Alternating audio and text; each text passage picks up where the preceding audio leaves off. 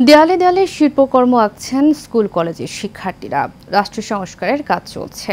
আমার মুখের ভাষায় কায়রা নিতে চাই, ভাই পানি লাগবে, আবু সাইদের বীরত্বের গল্প ও কোটানা মেধা, এমন নানা প্রতিবাদী উক্তি আর বিভিন্ন চিত্রশৈলীতে বর্ণিত হয়ে উঠেছে রাজধানীর উপকণ্ঠ কেরানীগঞ্জ।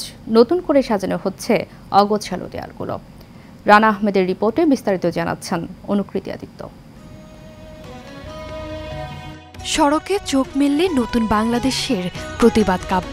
রঙিন দেয়ালগুলো যেন গণ অভ্যুত্থানের জলজলে উদাহরণ। বৈষম্য বিরোধী ছাত্র আন্দোলনের পর শিক্ষার্থীরা এভাবে তাদের দ্রোহের ভাষা ছড়িয়ে দিচ্ছে দেয়ালে দেয়ালে। ইতিহাসকে নিয়ে রাষ্ট্র সংস্কারের গ্রাফিতে আন্দোলিত করবে যে কাউকে। জায়গা করে নিয়েছে আমার মুখের ভাষা কায়রা নিতে চায়, ভাই পানি লাগবে, বাসায় আমার বোন আছে, আর আবু সাইদের বীরত্বের গল্প সহ আরো অনেক কথা। শিক্ষার্থীরা বলছেন বাংলাদেশ একটি স্বাধীন ও রঙিন দেশ, সেই রং ফিরিয়ে দিতেই করা হচ্ছে গ্রাফিতি। আমরা চেষ্টা করেছি এই পুরনো দেয়ালগুলোকে রঙিন করার জন্য। একটা আমাদের দেশকে আমরা নতুন করে গড়তে চাই, রঙিন করার জন্যই এই কাজগুলো করা। আমরা চেষ্টা করতেছি এই দেশে যাতে আবার নতুন করে কোনো ধরনের বিদ্রোহ বা ওইভাবে কোনো হামলা এগুলো না আসে। আমরা কিছু ভালো ভালো মেসেজ দিচ্ছি মানুষকে আমাদের রংতুলির মাধ্যমে।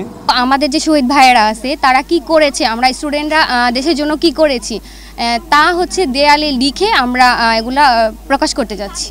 অভিভাবকরাও তাদের সন্তানদের নিয়ে আসছেন গ্রাফিতি করার জন্য। বলছেন অন্যায়ের বিরুদ্ধে প্রতিবাদ করতে শিখিয়েছে বর্তমান প্রজন্ম। আমরা বিগত 15-16 বছর যে অন্যায় অত্যাচার সহ করছি, আপনার মনে করেন সবকিছু এগুলো বহিঃপ্রকাশ। এতদিন যেইভাবে আমাদের ওয়ালগুলো ব্যবহার করা হতো, এখন এটার রাইট ইউটিলাইজ হচ্ছে। মানে এটা যে একটা সঠিক ব্যবহার হতে পারে এই প্রজন্মের, মানে এই যে প্রজন্ম সেটাকে দেখিয়ে দিল।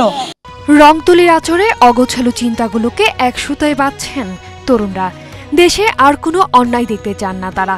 প্রয়োজন হলে আবারও রুখে দাঁড়ানোর জন্য দৃঢ় প্রতিজ্ঞ।